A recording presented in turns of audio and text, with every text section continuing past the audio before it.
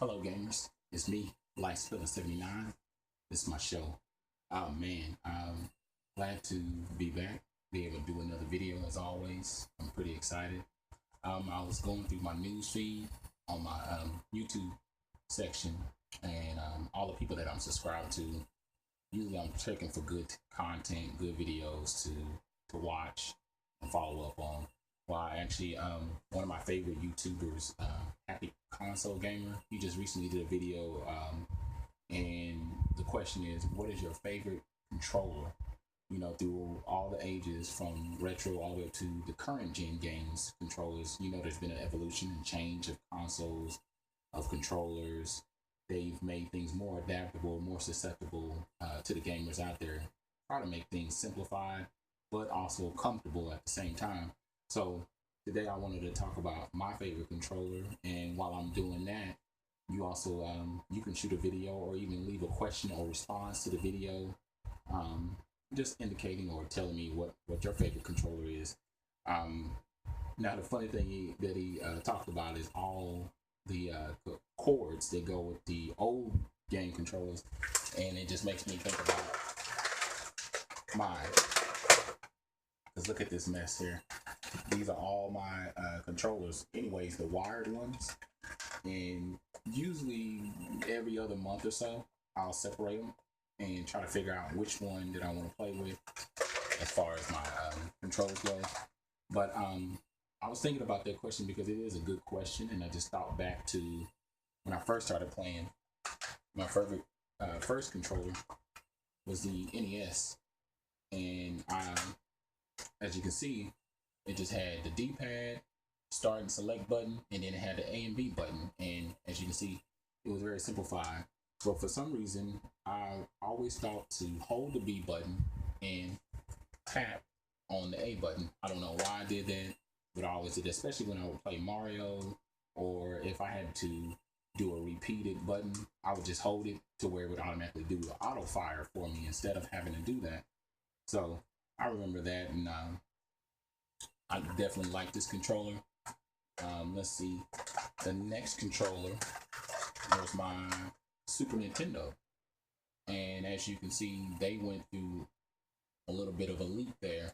Let's see, we got 1, 2, 3, 4, 6, 8 controllers. And they're the ones that actually came up with the bumpers at the top. So I thought that was pretty cool. You got your start and select.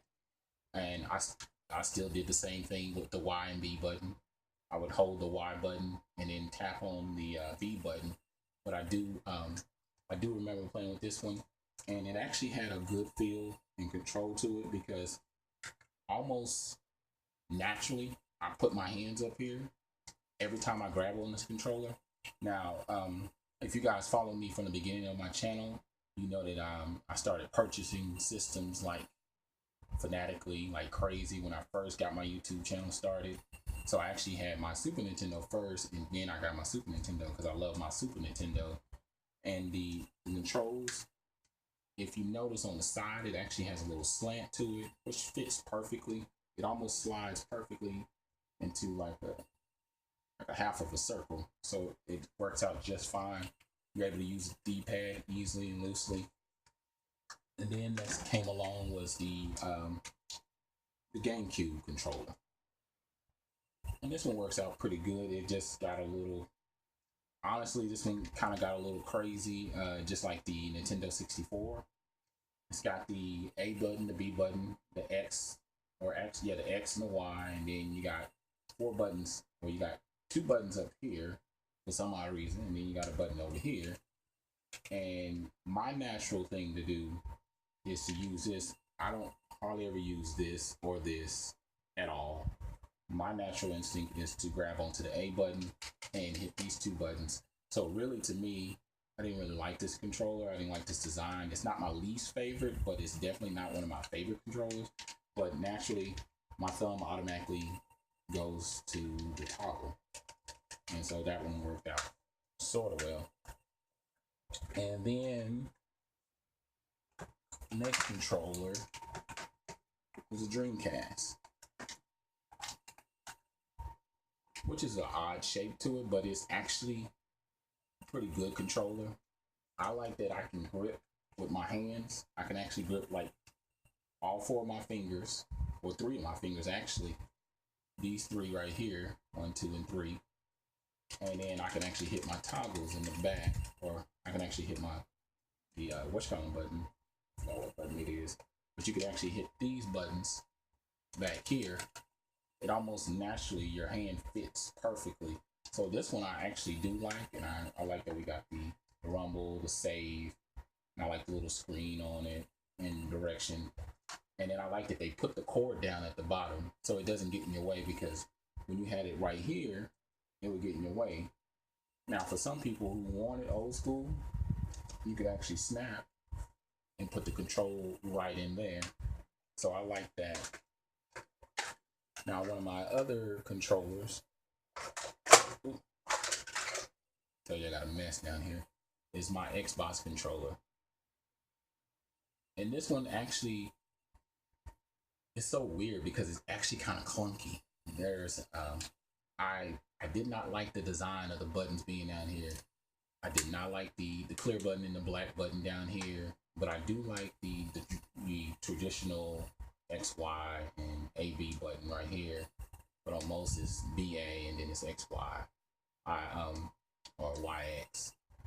And these work out sort of fine. I didn't like the start and select button on the side, but I do like the two toggle, the traditional toggle that we kind of transition into with the next generation, which brings me to one of my favorite, the PS2. Even though it's changed slightly over each generation, it still kind of remained to be the same. I guess because I'm left-handed, for you guys that don't know, I'm left-handed. They've kept the controller somewhat of the same, and I like that. I mean, traditionally, you try to move your hands. So, like when I'm playing any fighting games, strategy games, Grand Theft Auto games, and stuff like that, race car games, these work out perfectly. I guess, like I said, being left-handed, I'm automatically my hands, because a lot of people complain about the PlayStation controller, but it works out perfectly for me. My fingers naturally move by instinct without thinking about it, so it's actually one of my favorite controllers. Let's see, any other ones. And then moving into the current generation, I did have a Wii at one point, and I did not like didn't like the design. Well, I guess it's revolution. Or evolution as far as the wand and the nunchuck. So some games it worked out, but then I'm kind of traditional and old school. I would like to be able to move back and toggle back to the controller setting. Later on I did find they did have controllers, but I mean, for the most part, they wanted you to use the wand in front of you and then be able to toggle with the nunchuck and toggle with the controller, and that was pretty much it. I did like the fact that it had grip on it so that it wouldn't slip out of your hand easily. Anyway, moving on to the Xbox controller. The 360. I actually do like this one. It actually does have a feel good. I mean, it has a good feeling to it. The only thing, my complaint would be the L1, or the I think it was the or LB and RB. I didn't like the way this was set up because, like I said, I like the shape and the feel of the PlayStation one because it automatically would do that. And then this battery pack kind of weighs you down. Like, if you don't have a controller hooked up, or if you don't have it hooked up to where you don't need, or if you're just using straight batteries. See, it feels so much lighter now without the pack, because I got the charge. I actually have my little power pack, or whatever you want to call it. I actually have that. So anyway, moving on to another one of my favorite controllers, which kind of got revolutionized yet again. As you can see now, the PS3 controller, or the PlayStation 3 controller. Sorry about that. I had a car go by. It's got the toggle button, or it's got the R1 and the R2 and R3 button, or sorry, L2 and L3. I'm sorry, it's L2 and R2. These are I do like that your L3 and your R3 are actually put to good use, that you can actually push those in. And then you got your L2 and your R2, R1, or L1, R1. Then you got all your other little buttons. And then I like the little setup with the PlayStation button in the middle, basically like your home button, or to automatically bring up your menu. I thought that was pretty cool. You got your charge up, you got your light up, you got your you can actually tell which controller this one is set up as. If it's controller 1 or 2, 3, or 4, you would automatically know it once it's lit up or whatever. So just to recap, my favorite controller out of the old school, it would be the Super Nintendo, because naturally every time I pick it up, I don't have to think about it. It's almost like riding a bike. You already know what to do. So the Super Nintendo controller to me is probably my favorite controller from the retro era, because it automatically has the feel good to it. And then current gen wise, it would be the PlayStation 3, because it just, being left-handed, I tend to lean more to the side, and I need everything to just be within my grasp. I've had to try to learn things right-handed, but this one just has a better feel to it. I don't like the heaviness out of the 360, but other than that, those are the controllers that are my favorite controllers.